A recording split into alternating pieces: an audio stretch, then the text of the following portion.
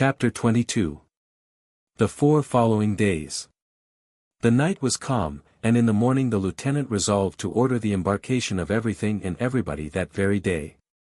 He, therefore, went down to the lake to look at the raft. The fog was still thick, but the sunbeams were beginning to struggle through it. The clouds had been swept away by the hurricane of the preceding day, and it seemed likely to be hot. When Hobson reached the banks of the lake, the fog was still too dense for him to make out anything on its surface, and he was waiting for it to clear away, when he was joined by Mrs. Barnett, Madge, and several others. The fog gradually cleared off, drawing back to the end of the lake, but the raft was nowhere to be seen. Presently a gust of wind completely swept away the fog. The raft was gone. There was no longer a lake. The boundless ocean stretched away before the astonished colonists. Hobson could not check a cry of despair. And when he and his companions turned round and saw the sea on every side, they realized with a shock of horror that their island was now nothing more than an islet. During the night 6/7 of the district once belonging to Cape Bathurst had silently floated away, without producing a shock of any kind, so completely had the ice been worn away by the constant action of the waves. The raft had drifted out into the offing, and those whose last hope it had been could not see a sign of it on the desolate sea. The unfortunate colonists were now overwhelmed with despair, their last hope gone, they were hanging above an awful abyss ready to swallow them up. And some of the soldiers in a fit of madness were about to throw themselves into the sea, when Mrs. Barnett flung herself before them, entreating them to desist. They yielded, some of them weeping like children. The awful situation of the colonists was indeed manifest enough, and we may well pity the lieutenant surrounded by the miserable despairing creatures. 21 persons on an islet of ice which must quickly melt beneath their feet.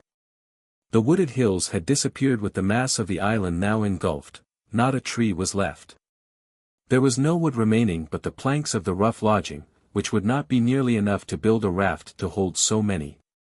A few days of life were all the colonists could now hope for. June had set in, the mean temperature exceeded 68 Fahrenheit, and the islet must rapidly melt. As a forlorn hope, Hobson thought he would make a reconnaissance of his limited domain, and see if any part of it was thicker than where they were all now encamped.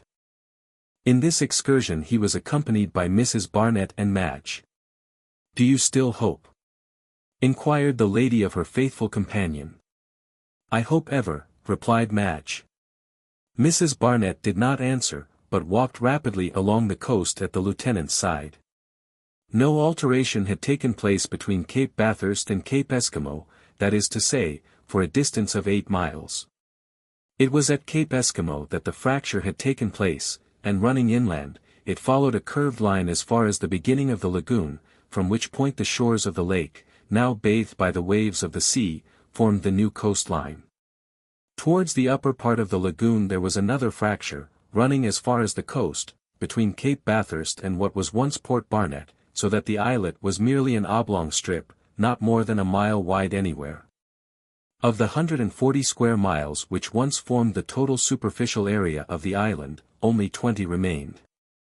Hobson most carefully examined the new conformation of the islet, and found that its thickest part was still at the site of the former factory. He decided, therefore, to retain the encampment where it was, and, strange to say, the instinct of the quadrupeds still led them to congregate about it. A great many of the animals had, however, disappeared with the rest of the island, amongst them many of the dogs which had escaped the former catastrophe. Most of the quadrupeds remaining were rodents. And the bear, which seemed terribly puzzled, paced round and round the islet like a caged animal.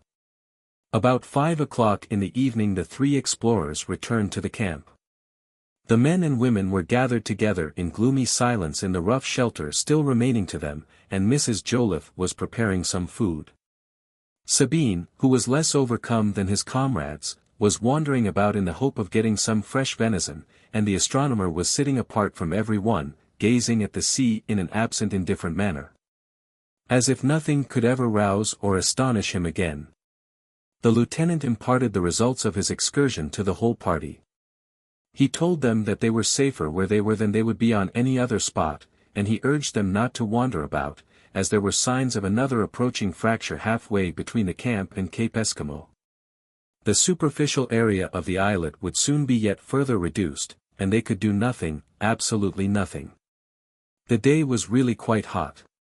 The ice which had been disinterred for drinkable water melted before it was brought near the fire.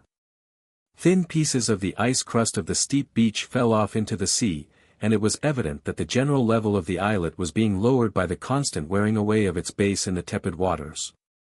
No one slept the next night. Who could have closed his eyes with the knowledge that the abyss beneath might open at any moment, who but the little unconscious child who still smiled in his mother's arms, and was never for one instant out of them? The next morning, June 4th, the sun rose in a cloudless sky. No change had taken place in the conformation of the islet during the night. In the course of this day a terrified blue fox rushed into the shed, and could not be induced to leave it. The martens, ermines, polar hares, muskrats, and beavers literally swarmed upon the site of the former factory. The wolves alone were unrepresented, and had probably all been swallowed up with the rest of the island. The bear no longer wandered from Cape Bathurst, and the furred animals seemed quite unconscious of its presence. Nor did the colonists notice it much, absorbed as they were in the contemplation of the approaching doom, which had broken down all the ordinary distinctions of race. A little before noon a sudden hope too soon to end in disappointment revived the drooping spirits of the colonists. Sabine, who had been standing for some time on the highest part of the islet looking at the sea, suddenly cried, "A boat! A boat!" It was as if an electric shock had suddenly ran through the group, for all started up and rushed towards the hunter. The lieutenant looked at him inquiringly, and the man pointed to a white vapor on the horizon. Not a word was spoken, but all watched in breathless silence as the form of a vessel gradually rose against the sky. It was indeed a ship, and most likely a whaler. There was no doubt about it, and at the end of an hour even the keel was visible.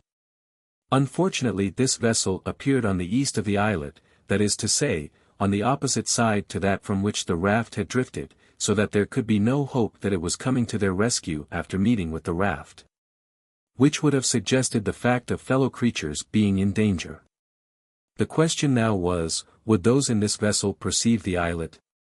Would they be able to make out signals on it? Alas!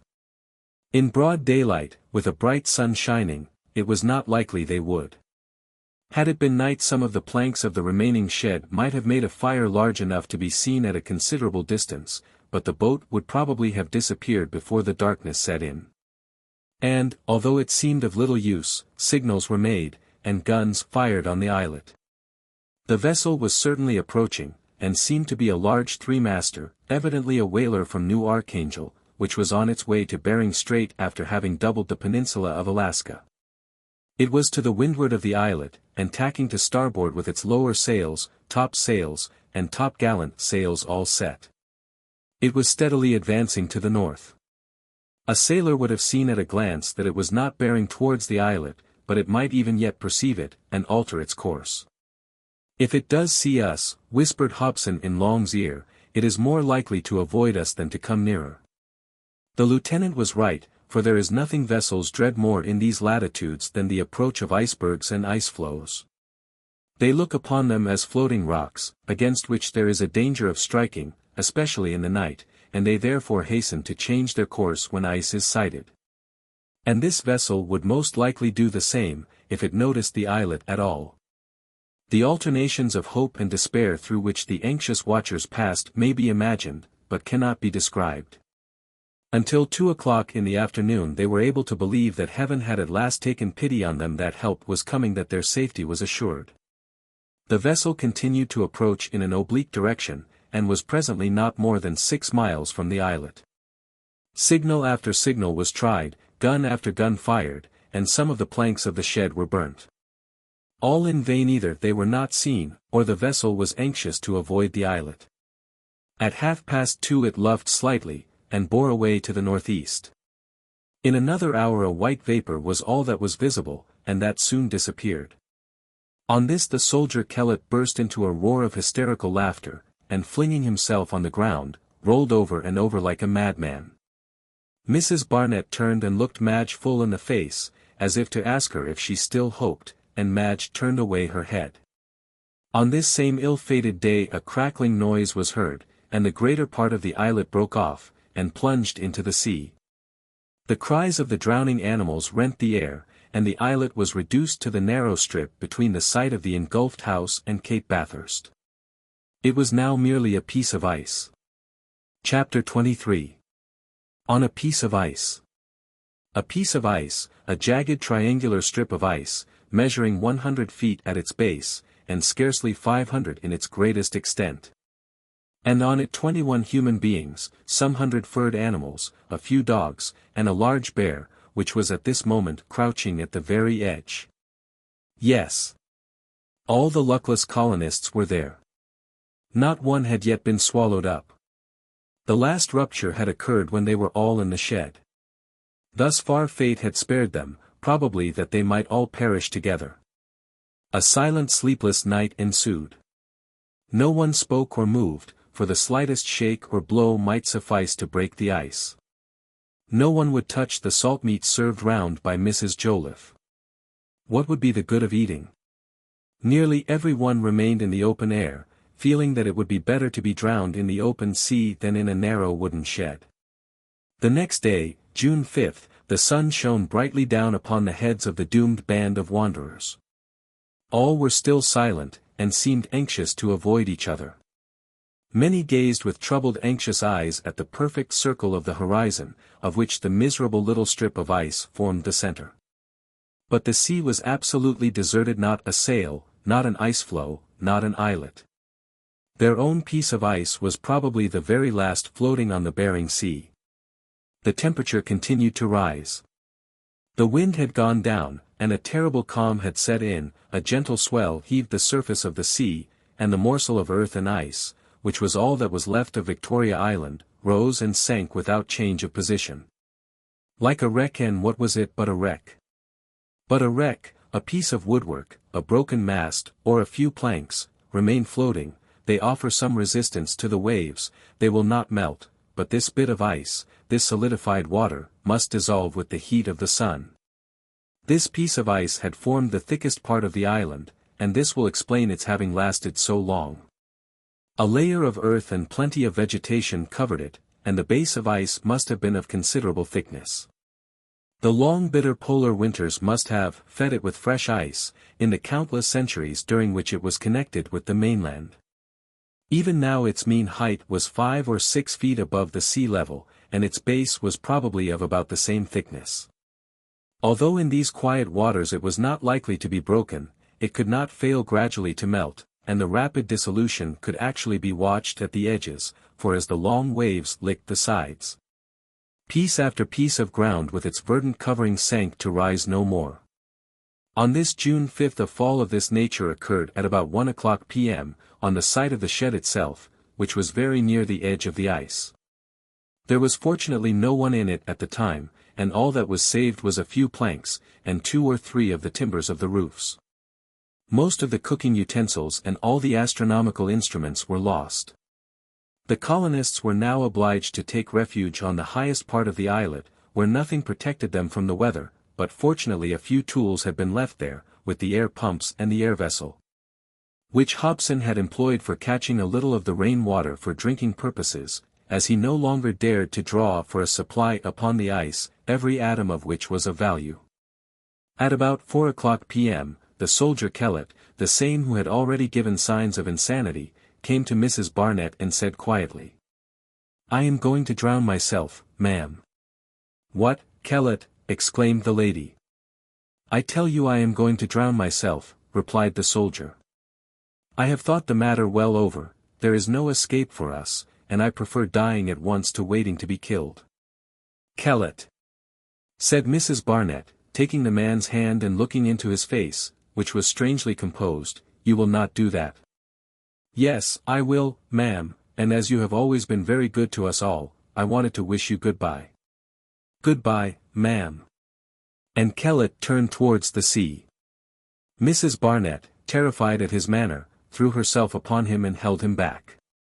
Her cries brought Hobson and Long to her assistance, and they did all in their power to dissuade the unhappy man from carrying out his purpose, but he was not to be moved, and merely shook his head. His mind was evidently disordered, and it was useless to reason with him. It was a terrible moment, as his example might lead some of his comrades to commit suicide also. At all hazards he must be prevented from doing as he threatened. "Kellett," said Mrs. Barnett gently, with a half-smile, "we have always been very good friends, have we not?" "Yes, ma'am," replied Kellett calmly. "Well, Kellett, if you like we will die together, but not today." "What, ma'am?" "No, my brave fellow, I am not ready, but tomorrow if you like." The soldier looked more fixedly than ever at the courageous woman, and seemed to hesitate an instant. Then he cast a glance of fierce longing at the sea, and passing his hand over his eyes, said, "Tomorrow." And without another word he quietly turned away and went back to his comrades. "Poor fellow," murmured Mrs. Barnett. "I have asked him to wait till tomorrow, and who can say whether we shall not all be drowned by that time?" Throughout that night Hobson remained motionless upon the beach, pondering whether there might not yet be some means to check the dissolution of the islet, if it might not yet be possible to preserve it until they came in sight of land of some sort. Mrs. Barnett and Madge did not leave each other for an instant. Kaluma crouched like a dog at the feet of her mistress, and tried to keep her warm. Mrs. MacNab, wrapped in a few furs, the remains of the rich stores of Fort Hope, had fallen into a kind of torpor, with her baby clasped in her arms. The stars shone with extraordinary brilliancy, and no sounds broke the stillness of the night but the rippling of the waves and the splash of pieces of ice as they fell into the sea. The colonists, stretched upon the ground in scattered groups, were as motionless as corpses on an abandoned wreck. Sometimes Sergeant Long rose and peered into the night mists, but seeing nothing, he resumed his horizontal position.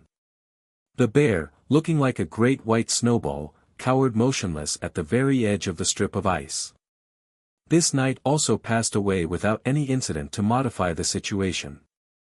The grey morning dawned in the east, and the sun rose and dispersed the shadows of the night.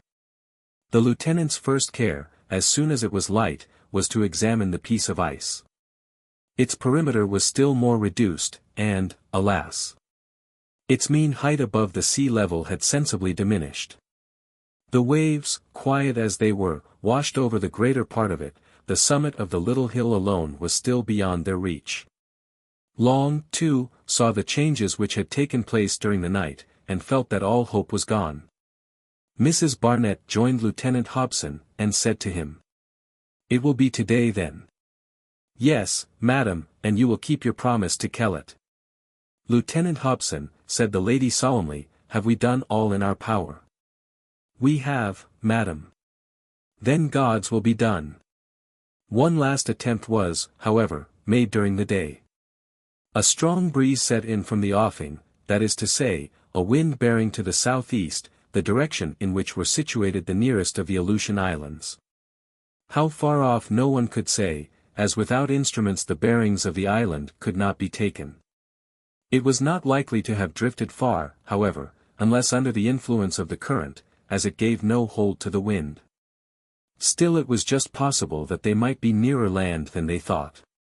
If only a current, the direction of which it was impossible to ascertain, had taken them nearer to the much longed-for Aleutian Islands, then, as the wind was bearing down upon those very islands, it might drive the strip of ice before it if a sail of some kind could be concocted.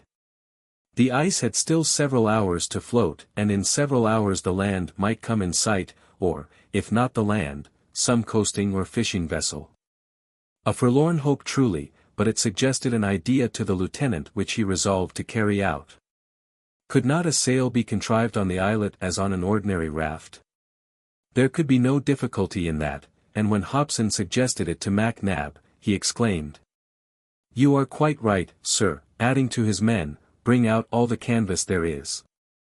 Every one was quite revived by this plan, slight as was the chance it afforded, and all lent a helping hand, even Kellett, who had not yet reminded Mrs. Barnett of her promise. A beam, which had once formed part of the roof of the barracks, was sunk deep into the earth and sand of which the little hill was composed, and firmly fixed with ropes arranged like shrouds and a stay. A sail made of all the clothes and coverlets still remaining fastened on to a strong pole for a yard, was hoisted on the mast. This sail, or rather collection of sails, suitably set, swelled in the breeze, and by the wake it left. It was evident that the strip of ice was rapidly moving towards the southeast. It was a success, and every one was cheered with newly awakened hope. They were no longer stationary, they were advancing slowly, it was true, but still they were advancing. The carpenter was particularly elated. All eagerly scanned the horizon, and had they been told that no land could be sighted, they would have refused to believe it. So it appeared, however. For the strip of ice floated along on the waves for 3 hours in the center of an absolutely circular and unbroken horizon. The poor colonists still hoped on. Towards 3 o'clock, the lieutenant took the sergeant aside, and said to him, "We are advancing at the cost of the solidity and duration of our islet." "What do you mean, sir?" "I mean that the ice is being rapidly fretted away as it moves along. Its speed is hastening its dissolution, and since we set sail it has diminished 1/3. "Are you quite sure?" "Absolutely certain. The ice is longer and flatter. Look, the sea lay not more than 10 feet from the hill." It was true, and the result was what might naturally have been expected from the motion of the ice. "Sergeant," resumed Hobson, "do you think we ought to take down our sail?" "I think," replied Long, after a moment's reflection, "that we should consult our comrades. We ought all to share the responsibility of a decision now." The lieutenant bent his head in assent, and the two returned to their old position on the little hill. Hobson put the case before the whole party. "The speed we have given to the ice," he said, "is causing it to wear away rapidly, and will perhaps hasten the inevitable catastrophe by a few hours. My friends, you must decide whether we shall still go on." "Forwards," cried all with one voice. So it was decided, and, as it turned out, the decision was fraught with consequences of incalculable importance. At 6 p.m. Madge rose, and pointing to a point on the southeast, cried, "Land!" Every one started up as if struck by lightning. Land there was indeed, on the southeast, 12 miles from the island. "More sail! More sail!" shouted Hobson. He was understood, and fresh materials were hastily brought. On the shrouds a sort of studding sail was rigged up of clothes, furs, everything, in short, that could give hold to the wind. The speed increased as the wind freshened, but the ice was melting everywhere. It trembled beneath the feet of the anxious watchers, and might open at any moment. But they would not think of that, they were buoyed up with hope, safety was at hand, on the land they were rapidly nearing. They shouted, they made signals, they were in a delirium of excitement. At 7:30 the ice was much nearer the land, but it was visibly melting, and sinking rapidly. Water was gushing from it, and the waves were washing over it, sweeping off the terrified quadrupeds before the eyes of the colonists. Every instant they expected the whole mass to be engulfed, and it was necessary to lighten it like a sinking vessel. Every means was tried to check the dissolution. The earth and sand were carefully spread about, especially at the edges of the ice, to protect it from the direct influence of the sunbeams, and furs were laid here and there, as being bad conductors of heat. But it was all of no avail. The lower portion of the ice began to crack, and several fissures opened in the surface. It was now but a question of moments. Night set in, and there was nothing left for the poor colonists to do to quicken the speed of the islet. Some of them tried to paddle about on planks. The coast was still 4 miles to windward. It was a dark gloomy night, without any moon, and Hobson, whose heroic courage did not even now fail him, shouted, "A signal, my friends! A signal!"